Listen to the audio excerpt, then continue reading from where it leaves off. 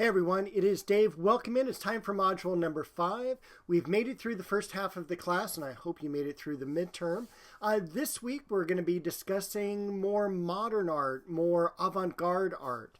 We're going to begin with photography. We're going to be dealing with Edward Manet, which leads us to Impressionism, and we're also dealing with modern architecture. For the project this week, I do have a modern architecture worksheet for you to complete. It is due on the 16th, late date of the 23rd. We have 2 journal entries, and remember, anything that happens in this portion of the class forward is on the final exam. Nothing from past modules appears on the final. So with that, let me take you over to the Canvas site. I'll walk you through this week's module. All right, here we are for module number 5. Keep in mind, once again, modules 1 through 4, while they will remain here, there's no material in those modules that will be on the final exam. So module number 5, and also as a reminder, February 13th, which I think is this coming Thursday, that is going to be the last day you can drop the class with a W. After that, grades have to be assigned. So our video up top here, our Module 5 introduction, which tells you what we're going to be doing this week.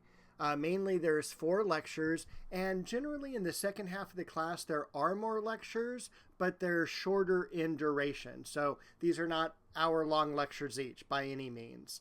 For assessments this week, we have the Modern Architecture Worksheet and also 2 journals. We have our lecture and study guide for photography, followed by the further exploration section. We do have a reading on early photography. We do talk about Sally Mann during the lecture. I just gave you a link to her website because I think she's a great photographer.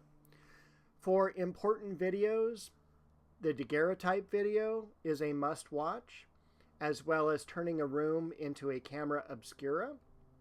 The rest are going to be optional to you.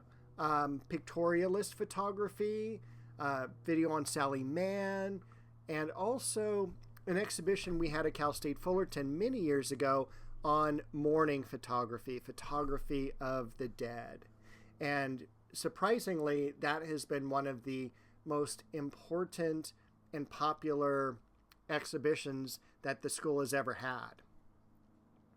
Modern architecture, lecture, study guide, and then for the further exploration section, some website links to Falling Water, which is this building down here, the Falling Water Facebook page, which is very active, the Stall House, which is part of the case study houses, and also a list of all the case study houses around Southern California. Edward Manet, who is known as the father of modern art, I'm going to have a lecture on him, the study guide, and for the further exploration section, the first video you can probably, I would say, is optional, but Luncheon on the Grass and Olympia are both really important to watch. And a little information about another painting I'll show you in lecture, Music in the Tuileries. The others here, Baudelaire's The Painter of Modern Life, I would not read it all the way through. It's a fairly long reading. Just read a little bit here and there. And then the Art Bulletin, which is thinking about Olympia's maid, which is, her name is Lori. That is there for you there. And finally, Impressionism, which is a lot of students' favorite style of art. Claude Monet, Edgar Degas, Renoir, Mary Cassatt. Those are the main Impressionists that we'll talk about. The lecture and study guides, of course. But in the further exploration, I do have you do a reading. One thing that's really cool about modern artists is that we do have video of them. And so we have video of Claude Monet actually painting. It is in black and white. And also, if you have time, this is a great lecture by Ross King. You actually saw him as one of the narrators in the documentary of the Medici movie that we saw earlier on. He wrote a book on Claude Monet, and it's just fascinating. And here he's going to talk about an hour and 15 minutes on it. There's a little bit of fluff at the beginning, but it's a fascinating lecture and something you may just want to bookmark for later.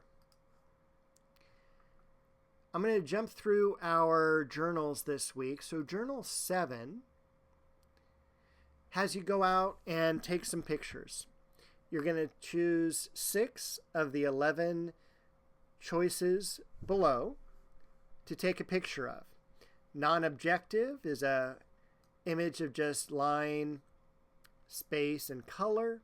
You can't tell what the object is, otherwise it would be a representational image. Architecture, landscape, famous inspiration from a photographer you may have learned about in the lecture, a self-portrait, a portrait of you taken by you, a choice of colors, contrast, a candid photo, public artwork, which means outside, does not mean in a museum. Just because it's accessible by the public does not make it public art. Photo showing perspective, and maybe a photo of your favorite spot. So those are your choices. You're going to choose 6 of those to capture.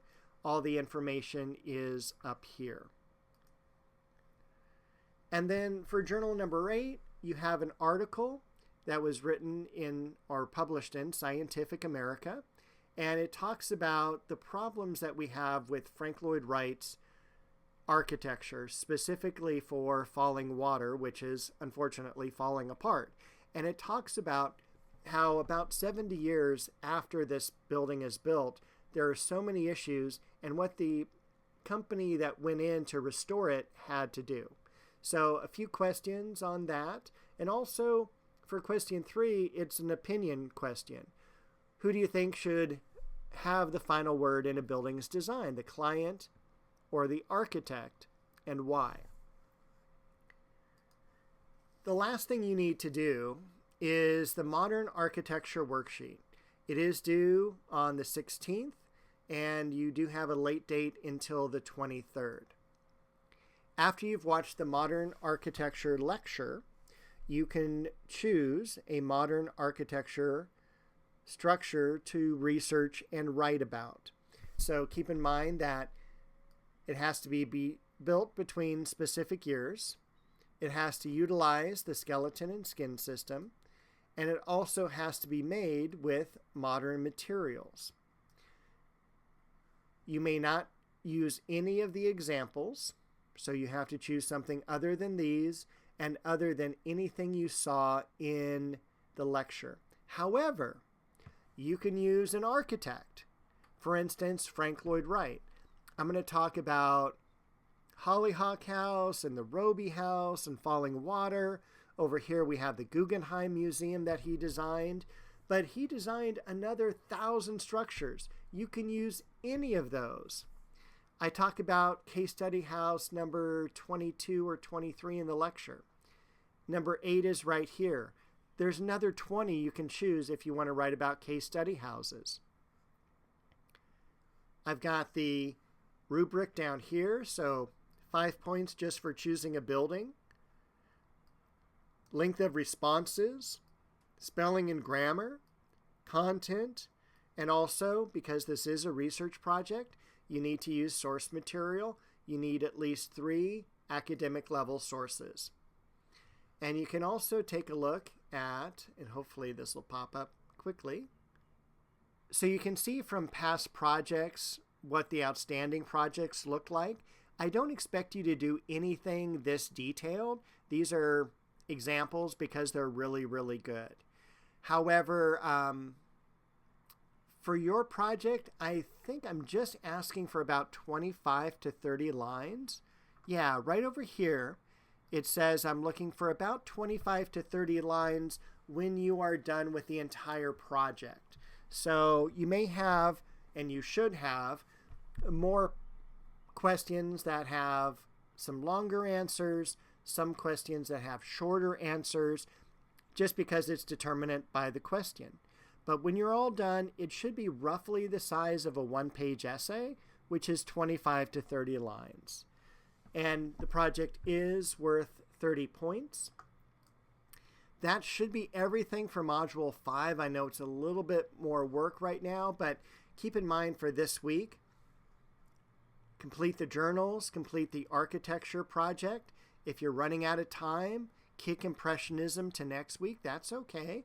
All this material will be on the final exam in Module 8.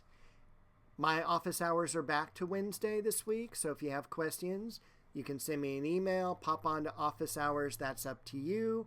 I will see you all shortly with Module 6.